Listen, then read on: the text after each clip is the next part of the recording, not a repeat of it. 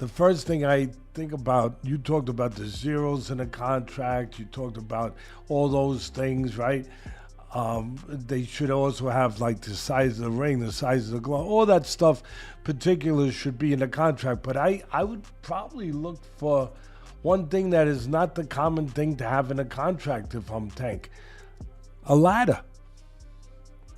A ladder. Can I get a ladder? Somebody? The boxing world is on fire. A fight is brewing that nobody saw coming, and nobody can stop talking about. Jake Paul versus Gervonta Tank Davis. Some call it genius, others call it a disaster, but everyone's watching. Teddy Atlas didn't hold back. He went after Tank Davis hard, saying this whole thing is just a cash grab. Atlas claims Tank didn't even bother reading the contract. He just saw the dollar signs and signed up. The thing that I'm talking about right here is what you said. It was stark. The size difference was really, you couldn't ignore it. We understand the talent difference, the experience difference. We understand all of that.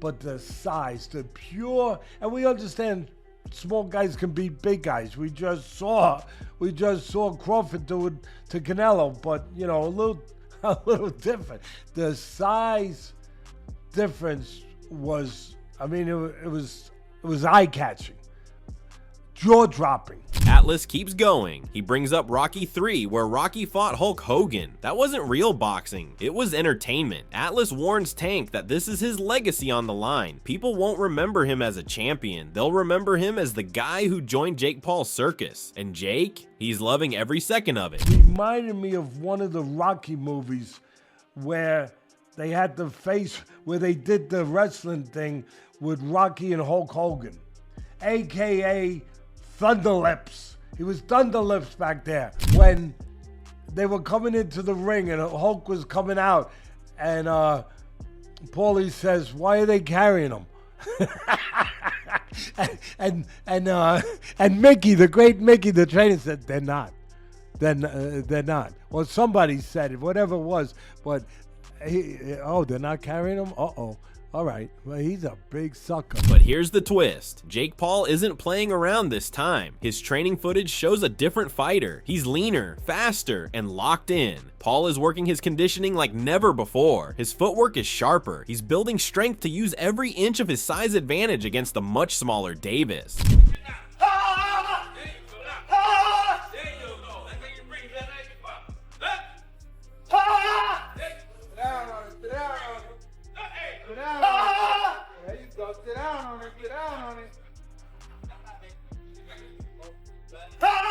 Paul's training with top-level coaches now. He's fixing his timing and learning to stay calm under pressure. Critics wrote him off before, but this footage tells a different story. Paul isn't just preparing for a show, he's preparing to survive.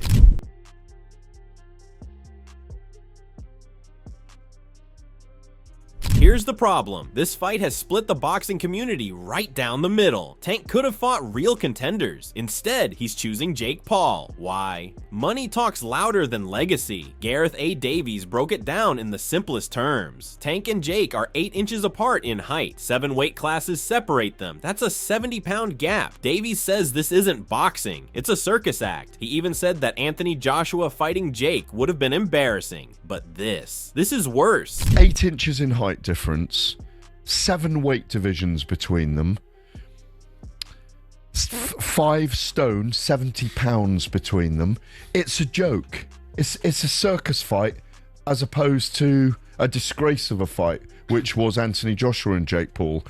At least you feel in this you've got quite a poor, very big one against a pound-for-pound, brilliant, unbeaten little un, and the little un who'll come up to his navel. Davies also explained why this fight is even happening. Jake Paul brings star power. That means money, big money, and that's why legends keep talking about fighting him. Fighters don't see Paul as a real threat. They see him as a payday. That's the only reason Tank said yes. Sure, Jake's been calling Tank a poison little elf to hype things up, but the real reason behind all this? Millions of dollars. Everybody in boxing who is a name doesn't mind going in with Jake Paul because they know they're making millions of dollars. And that's the only reason that Gervonta Davis, who's being called the poison little elf by Jake Paul, and it'll be fun in the build-up.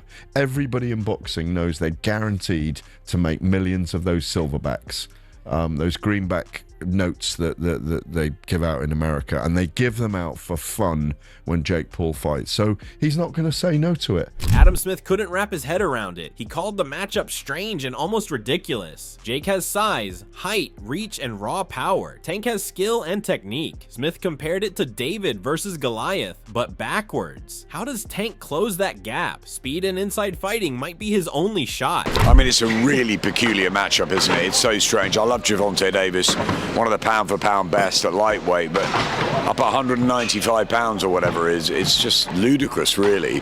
Jake Paul has got the height, the reach, the power, the everything, the size. But Gervonta Davis has got all the skills and the ability, and he's far superior to Jake Paul. But it's just a David and Goliath sort of thing, isn't it? I mean, I don't know. How's Gervonta Davis going to get to him with speed, maybe, and get inside? How much can he hurt him? Smith says Tank can win, maybe even by knockout. But will he go for the finish or stay controlled? The weight gap is huge. Tank fights at 135 to 140 pounds, Jake Paul at 190. Should this even be allowed? Adam Catterall called it a disgrace. He says boxing's lost its soul. It's now about hype, not real fights. Tank's a champ, but this, a circus. I think it proves that boxing in America is dead. Audiences have completely disengaged with the sport. Gervonta Davis is a world champion, multiple-time world champion. And he's come up 3 weight divisions already. Well, secondary belts in some of those, but yes, and a lot of vacant titles in there as well. But he's a world champion. By rights, and there'll be people on that are listening to this show that class him as one of the pound-for-pound best. There are several fights that he could be having that we would class as top fights that would excite the boxing hardcore fan base, and that is a key word that I'm using. And the crossover fights as well. Catterall didn't stop there. He said Tank is choosing to fight someone with barely any experience, someone who outweighs him by nearly 60 pounds, just because the check is bigger. You can't blame Tank entirely for chasing the bag, but this shows what's wrong with boxing today. It proves to me that boxing is dead in America because he is choosing to fight a novice who weighs 60 pounds heavier than him because there's more money in that fight than anything meaningful in any of the weight divisions. But you can't blame him for that. In and around but you can't blame him. Let me finish. But you can't blame him for that Let me finish.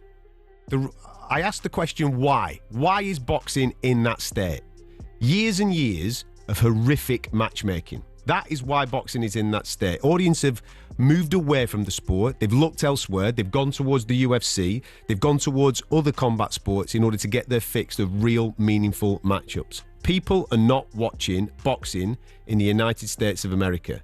That has left a hole that the broadcasters have looked to fill, and they've done this with influencer boxing, which brings a completely different audience to the game. Jumping up 2 weight classes is already dangerous, but this is a canyon, not a gap. Experts say no matter how skilled Tank is, giving up 50 pounds to a naturally bigger guy isn't just hard, it's risky. Tony Bellew had mixed feelings. From a pure boxing standpoint, Tank should win easily, but from a business angle, it's brilliant. The real question for Bellew is simple. Will Tank shut Jake up in the most brutal way possible? Listen, he's a marketing genius, but when it comes to people that picking his fights, I can't get my head around it.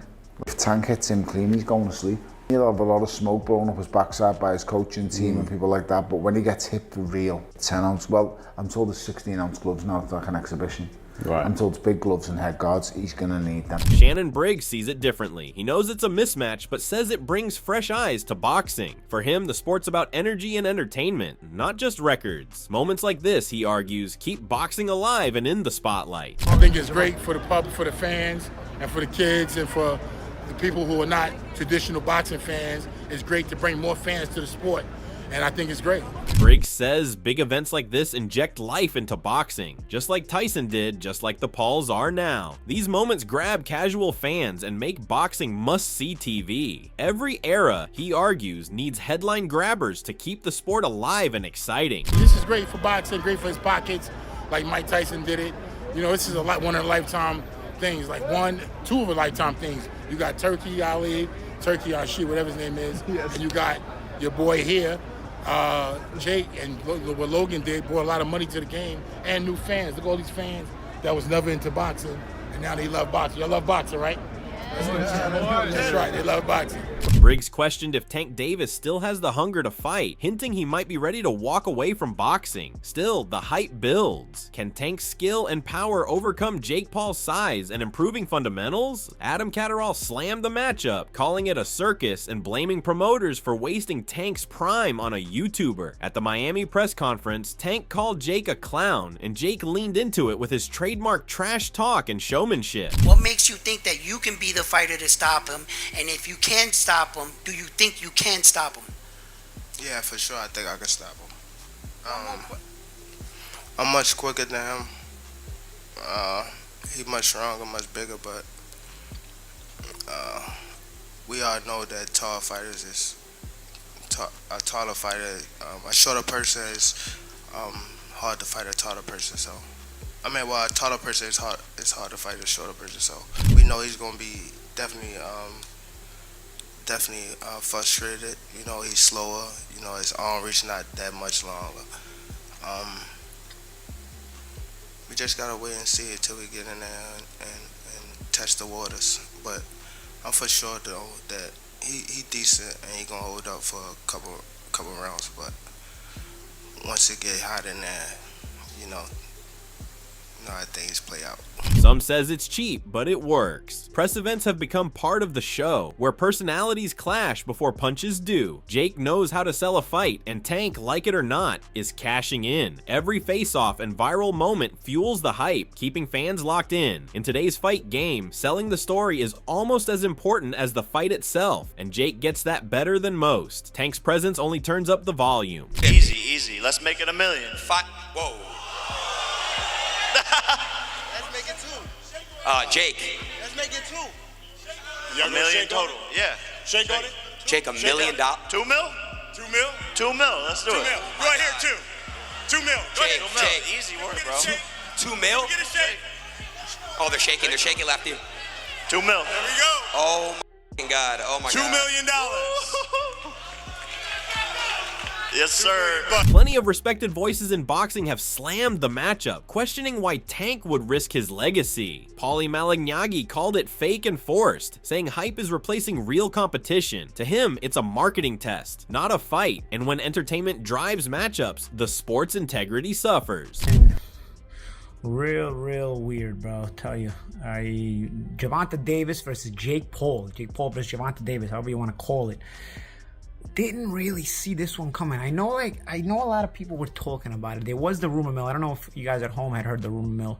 This had been being talked about even prior to the Lamont Roach fight.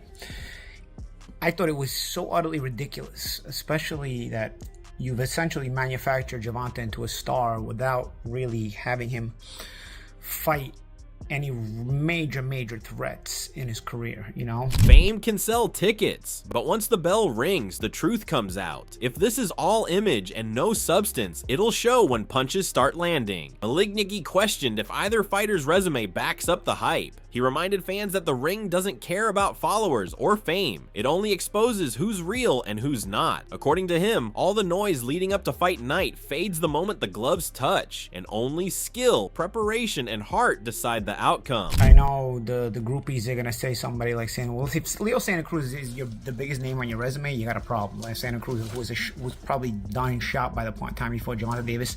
Santa Cruz, who 90% of his own resume was against guys you never heard of. And again, it was a one-directional fighter who started at bantamweight, and they fought at 130. That's your best win. Pedraza's a solid win, I thought, even though it was a weight drain Pedraza, and Pedraza was so weight drained that he'd actually already lost to Edna Cherry and should have already not been champion by the time Gervonta fought him, but they robbed Edna Cherry in that IBF title defense of Jose Pedraza, so that Pedraza remained champion. I remember because I worked that show and commentated that fight. So it's a sneaky good win, but it's sort of below the radar, not that good of a win. He had a weight drain Pedraza, who went up to lightweight and actually fought better once he didn't have to weight drain himself, and who had been struggling already at 130 prior to being knocked out by Davis. Like I said, he'd already lost to Cherry and was lucky to keep the title in the Cherry fight at 130. So cherry, mind you, a guy that I beat way back in the day. Others argue that legacy doesn't matter anymore. Money, security, and fame do. Tank himself has said he doesn't care what people think. He just wants to get paid and leave boxing on his own terms. Peter Fury made his stance crystal clear. He wants nothing to do with Jake Paul versus Tank Davis. The veteran trainer called it a business disguised as a sport. He dismissed Jake as overweight and undeserving of the spotlight. But you're a traditional boxing man. You do traditional boxing, but I have to ask a question. Jake Paul, Tank Davis. Two things. First of all, how do you see that going? And also, you are a coach. Say you were managing Tank. How do you deal with a weight difference like that? How would you prepare Gervonta Davis for this fight? Just prepare to get the bank accounts fat. That's it. For Fury, this isn't about skill or competition. It's just money. Many boxing purists agree. They see this as a sideshow designed for headlines and cash, not as a real fight between equals. Critics argue that bouts like this cheapen the legacy of the sport, turning what was once a test of greatness into a spectacle of profit. To them, the focus has shifted from pride and legacy to pay-per-view numbers and social media clout. Don't talk to me about boxing, it's a circus, isn't it? But it's massive business for the two of them. Good luck to the pair of them. Build your fat balance. That's it. Look, if one of your fighters came to you and said they were going to fight Jake Paul, what would you say to them? I'll take it. Really? You'd be an idiot one. He has millions of pounds for nothing. Of course you're going to do it, ain't you?